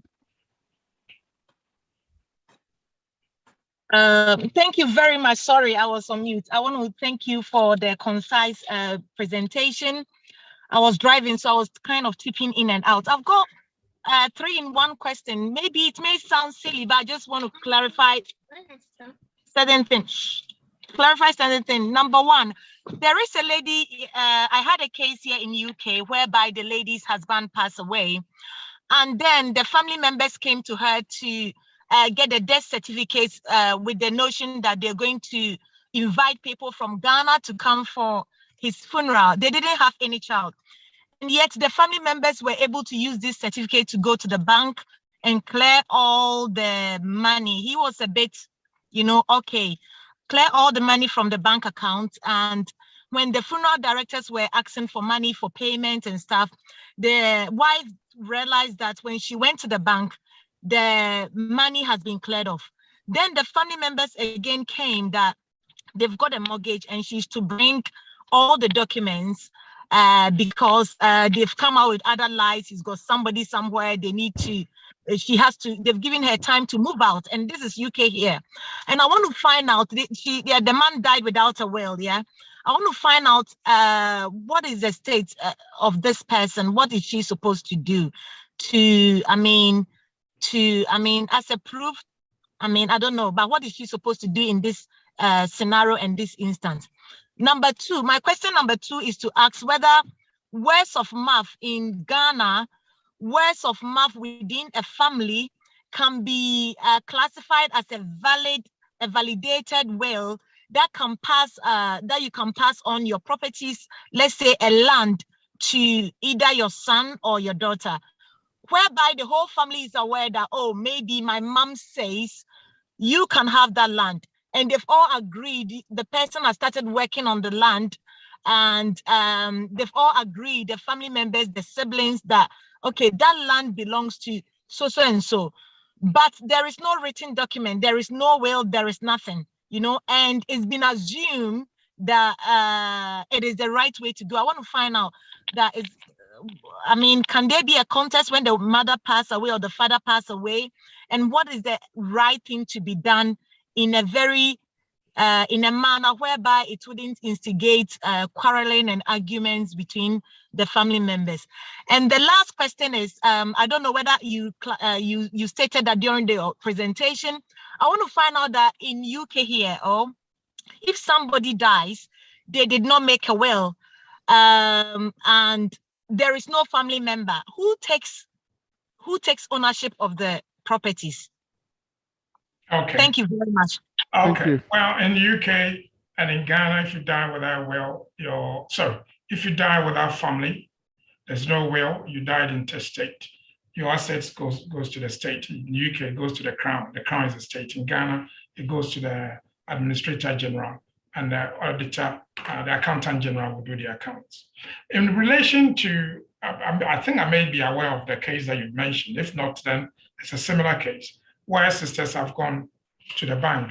But I'm quite surprised. Sometimes the banks obviously are quite negligent in some of these things. So if there's a wife, the money should not have been given to the sisters unless they had the explicit permission of the wife to go and collect the money. Most banks, up to a certain threshold, will not require letters of administration or probate, or you going to the court. Most banks have a certain threshold where they will not require you. So all they need is a death certificate and maybe a birth certificate to show the relationship, or a marriage certificate to show the relationship. But in this case, quite clearly, the bank has been negligent. So the wife can really take on the bank here. And I think in most cases, they will pay the money back to the wife, but they will also record the money from those that they've given to. The second one is oral will. Oral will in the Her Majesty armed services is still valid. So in the military, people still do oral wills. It happens in Ghana. There's something called Samansew. Bear in mind that gifts are different from wills. So whilst your father is alive, if your father says, I've gifted this house to my daughter, Ekwiatenewa, that is a gift. It's a gift. So there's something called transfer inter vivos.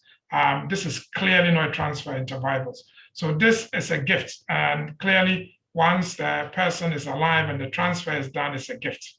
So that will not fall under the will. But however, whilst your father is alive, he says that when I die, I want this house to go to this person.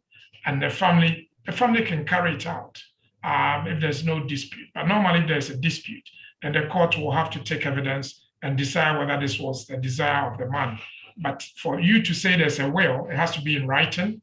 And if it's oral, of course, it's not in writing. As I say, in the military here, they take oral wills from the soldiers because of the war scenario. So, and that's why these things are still allowed in the Her Majesty Armed Services. Okay, thank you. There's one question here. You did say that wills must be read. Somebody is asking, wills must be read before being buried.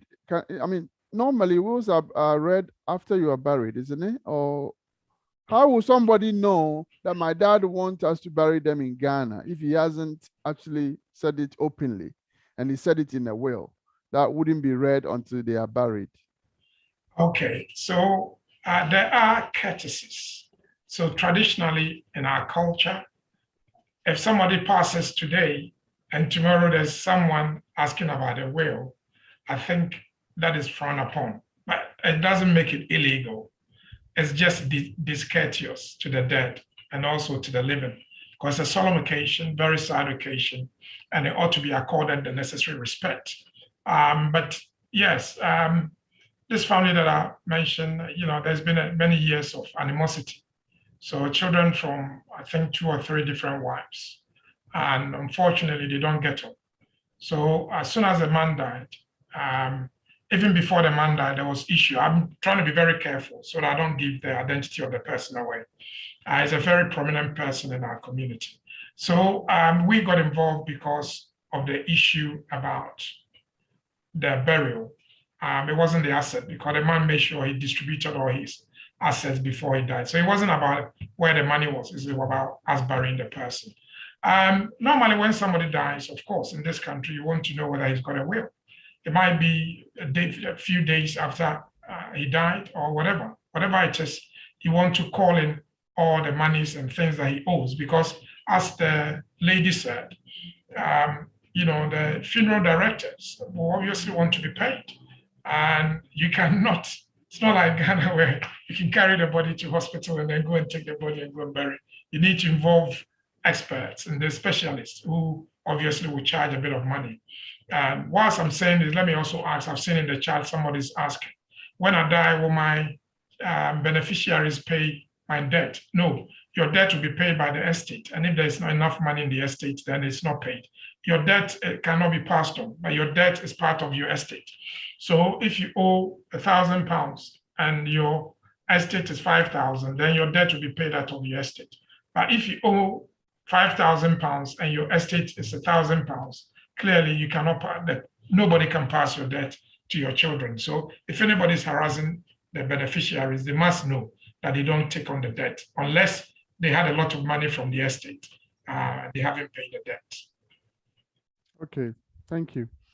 So there's a question here. What happens if, is there any prerequisite for somebody to become an executor?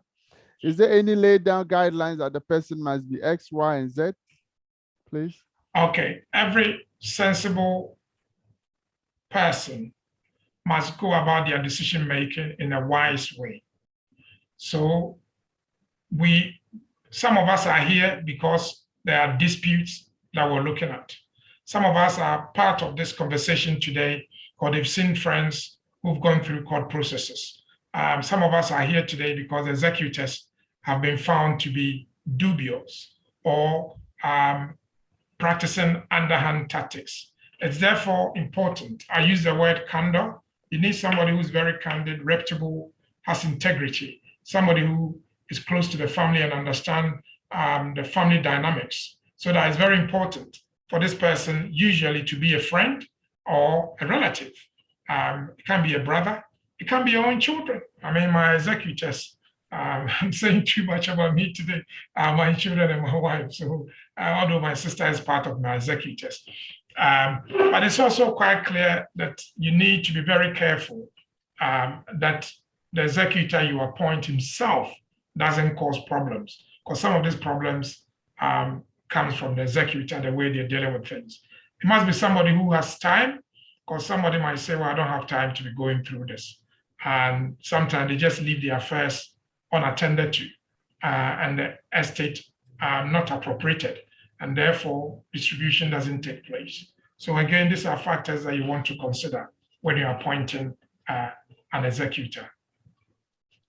Okay, I'm going to call again Tijani, if you are still able to unmute yourself. Your hands has been up for a long time. If you can unmute and ask your question, please. Yeah, hello. Yes, we can hear you. Yeah, good evening, Mr. Uncle Ben. Hi, good evening, Tijani. Yeah, thank you very much for opportunity again. I had some issues with my network connection, so I'm very sorry for that. That's okay. It's okay. Yeah, please, I want to ask what happens if a beneficiary cannot be found? Because we had an issue recently in Ghana where we still have issues where a father has disclosed to the wife that he has a son somewhere, but the children of the mother, the current wife the children doesn't know about that son. And now they have all the evidences of the birth certificate with that son as the father to her husband. But now since the demise of the husband, they try to reach that son to get what he's due, but it's no avail. So in this instances, what do they do with the inheritance of their beneficiary? Thank you very much. Well, this is not a failed device or failed gift. The point is that there is a human being who cannot be found. It is a duty of the executor to take all reasonable steps, including publishing in the local newspapers, national newspapers, these days social media, to take reasonable steps to find a person. If all else fails, then it means that gift has failed. If that gift fails, then it falls into intestacy, but you want to prevent that. So you need to take all reasonable steps. I mean, the work of an executor is a very difficult work, and some lawyers have been sued by beneficiaries because they haven't performed their duties well. And that's why lawyers don't like to be executors, because it can be onerous. And normally, if a lawyer is being your executor, they will charge you for it. So again, be mindful. Yes, there is a human being. You said a birth certificate, and the man has said he's got a child somewhere, just that they haven't found the child. They should take all reasonable steps to find the child. If that is not possible after some years, I think they may take direction from a lawyer. But in that case, it may be possible that a gift has failed, and therefore that particular gift will then go into intestacy. Thank you very much for your time. So does somebody's asking, does being a next of kin give one the right to a deceased asset if not officially appointed as executor? Yeah, there's no legal definition of next of kin. The various businesses and employers use different definitions. So a next of kin can be your boyfriend or your girlfriend. The NHS next of kin usually will be somebody who usually visits the person in hospital, and they've witnessed the person come there, and they may have been introduced to the person. So they will refer to the person as next of kin. But the legal, if you as a lawyer, if I'm going to say somebody is a next of kin, for example, in an intestacy case, it will be the priority list that we have for distribution. So if a man dies without a will, his next of kin will be his wife if he's married. If not, the next of kin will be the children. So the oldest child or the children can appoint one person. But I've seen instances where this Ghanaian lady was married to a white guy, and the white guy had stepchildren that he brought up from the age of 1. And they've been married for about 6 years. These are children that lived with their stepfather for about 45 years. And their mama died. So the father inherited the mother's side. and there wasn't a will. So when he died, the sister, the man's a white British guy, the sister went to present herself as the next of kin, and we had to come in. It was a very bad case. It involved a lot of insults and complaints. We came in representing the wife, and we were able to prove that she is the next of kin. And from there, we took over everything, including the burial of the man, and then the house, and then the pensions and the insurance. Thank you. Amasewa, please. Amasewa, your hand is up. Do you unmute yourself, please? Hi, good evening. Good evening. Go ahead. I think following on from one of the previous people who responded, this question is also 3 in 1. Sorry, someone has set a precedent, so we're just following that. Huh. The first bit is it advisable to have 2 separate wills, one for the UK and one for Ghana, especially where the assets are very, very different, and particularly where the assets in Ghana are significantly more than the assets in the UK? That's one thing, so that we don't actually end up with too much tax UK-wise. The second is about the preference for burial. What is the best place to state that so that our wishes are actually complied with, rather than having to go through myriad loopholes and not getting anywhere? And the third is, you mentioned this in passing about a trust for your grandchild. What is a living trust, and do these actually work in Ghana? So those are the 3 questions. Thank you, Amma. Thank you. Bernard, please take those 3. So and then the 2 separate wills is what I advise. It's tax efficient. It's not tax avoidance, it's tax efficient. And also the laws are different. The will in Ghana, assets in Ghana will benefit your beneficiaries more. And because it's situated in Ghana, any dispute about it is easy to resolve because there's local knowledge from at the court. And also your assets here, you have to draw the will here so that there's local knowledge and the laws are different.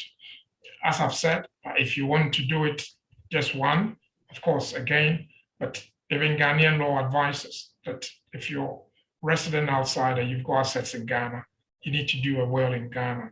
But you can do a will in Ghana for everything. And then once you've taken probate or letters of administration from court, you can then bring it to England for a colonial grant or a resale. So they will just go through the process, a shorter process, and then they resale it, and then it gets effect in England. It's the same thing. You can take your will from England once probate has been granted to go to Ghana and have it resealed, and the courts in Ghana will give validity to that grant again in Ghana. Well, there's no specific style in stating where you want to be buried or what should happen to your body. But all the wills that I've seen, it's towards the end. This is that I prefer my body to be donated to, and then you mentioned cancer research or whatever you have to donate, or University of London or whatever. So, or I prefer to be buried in Ghana. In the case that I dealt with, the man did say that I'm a royal from this family, and therefore my preference is to be buried in Ghana. And somebody might say, I want to be buried in my hometown. These are our preferences. Please, when you put things like that in your will, make sure there's money for these instructions to be carried out, because nobody's going to incur that debt to send you to Ghana when all they've got is money to bury in England. So I'm afraid that part of your will not be carried out.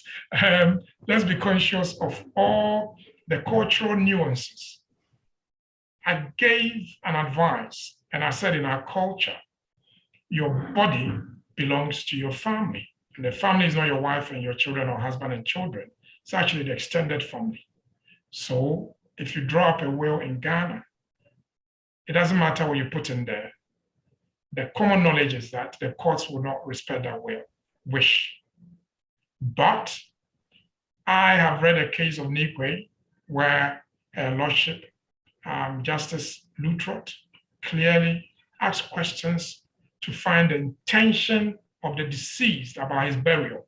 Why would she want to find out about intention if she wouldn't have implemented the intention, if she was satisfied? In this case, she wasn't satisfied with the evidence. She said some of the evidence may have been forged. especially the receipts for the burial ground. And therefore, she didn't find that a wife could bury the husband at the location that she wanted. Living trust, yes. I mean, Rishi, Chancellor, he's got a living trust.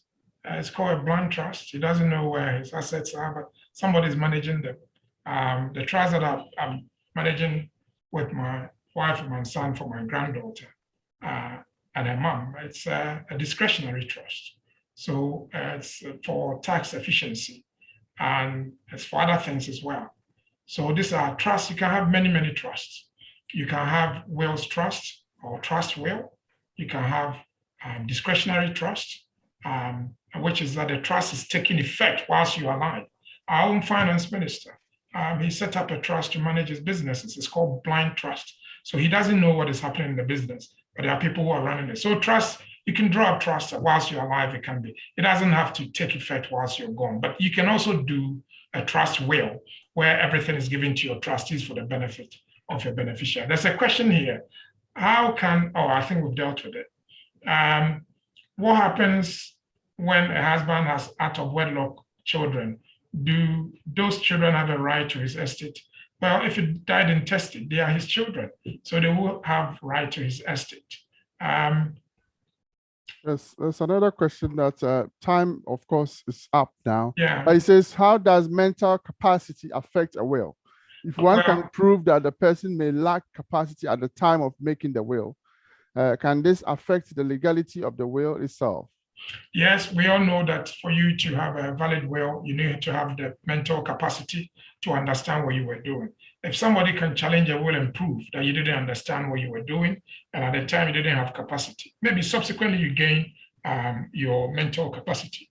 But yes, it's a very, very contentious area, and there's a lot of case law. We've got a Ghanaian barrister who is an expert in that area, and she's called Araba Taylor.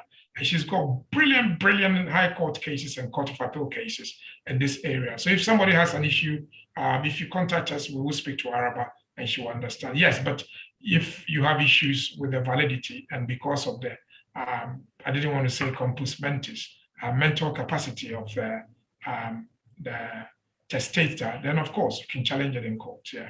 Thank you. Thank you so much, Bernard. Next program, 2 weeks from today on the 3rd of June. We've all been talking about schools, education, everything else, schools and the trees. We moan. The question is, what can the diaspora help? What can we do to support? What can we do to support? So we will hopefully have the Minister of Education with us next 2 weeks.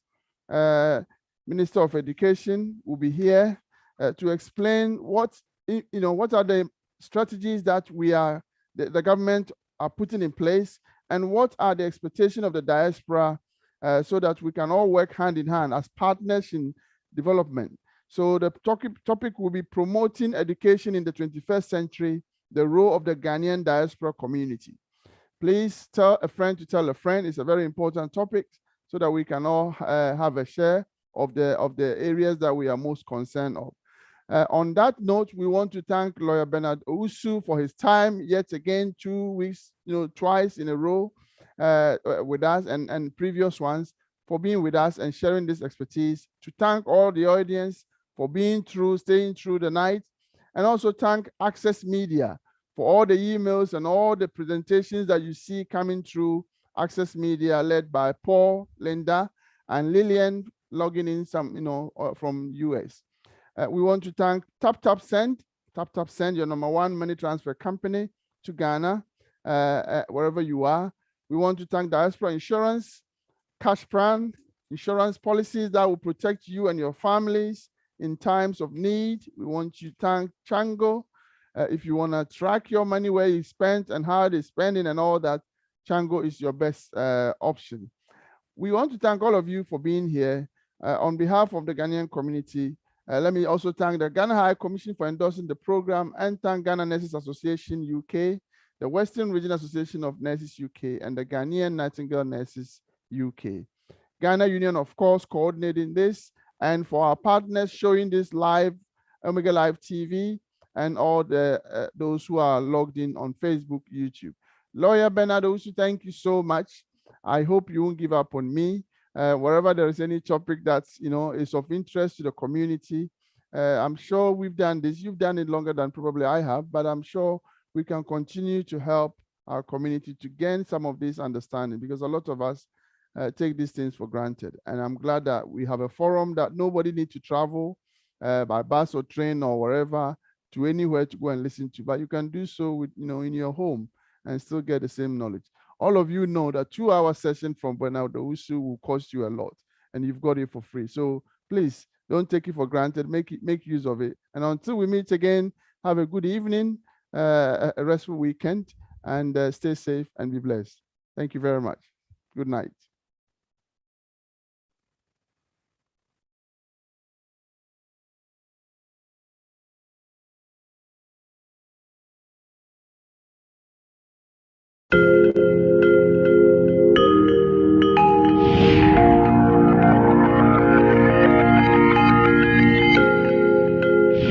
If I didn't have diaspora, I wouldn't have gone to bury my daughter because I couldn't afford it. When my father passed away, without them, I don't know where I could have started with all the things I covered for the funeral.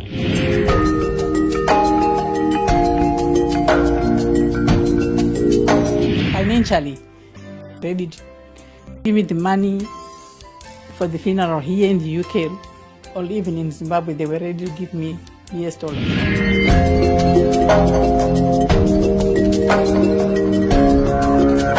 Now we looked at other costs, but we knew that at least she was going to be repatriated. Yes. There was enough money to repatriate her. We wouldn't have made it without diaspora funeral cash plan.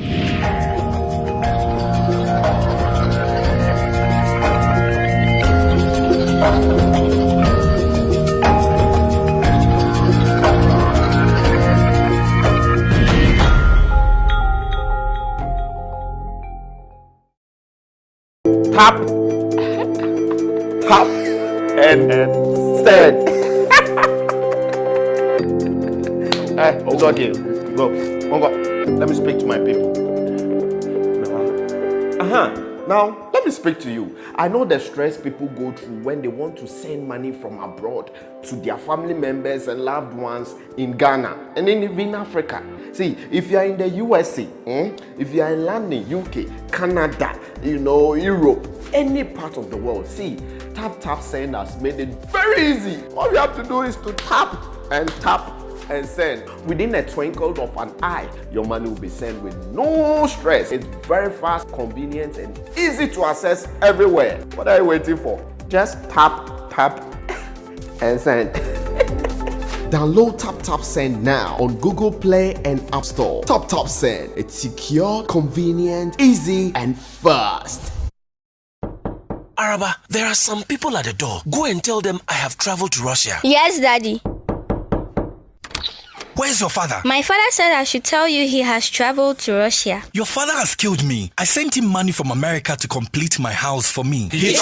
Are all student association contributions? Even the money from the fundraiser for Kweku surgery. Oh! He too? Don't be a victim. If you're contributing to a project, alumni dues, or any public campaign, Chango is your best choice. Chango keeps track of all donations and gives you the power to know exactly where the money goes. Chango is approved by Bank of Ghana. Call 0270-066-614 or visit changoapp.com for more information. Uncle, my father is hiding under the bed. Oh, Araba. Chango for your groupings and crowdfunding. Hello? Oh, my son is Canada.